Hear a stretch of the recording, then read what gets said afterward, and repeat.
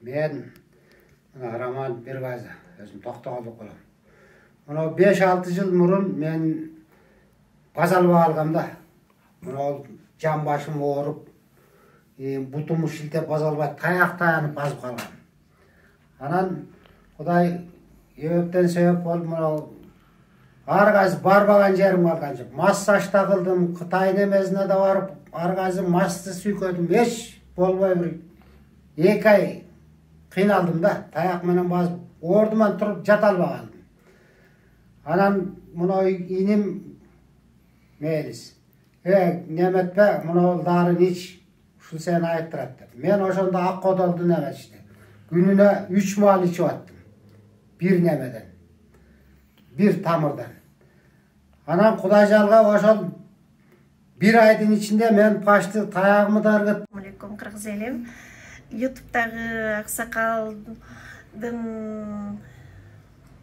ошо передачасынан кийин бизге аябай суроолор көп болуп атат да, деген аккодол жөнүндө маалымат бериңизчи, же болбосо аккодол эмнеге дары же кандай ичилет деген аябай суроолор көп түшүп атат. Ошого карата кичине колумдан келишинче жооп берейин деп чечтим. Негизинен аккодол уу коргошундун бир түрү да, тоже уулуу затка кирет, уулуу чөптарга кирет да. Бул мындайча айтканда уу коргошундун иниси деп койсок болот, бирок өзүнүн дозасы менен колдонсо күчтүү дарылардын катарына кирет да.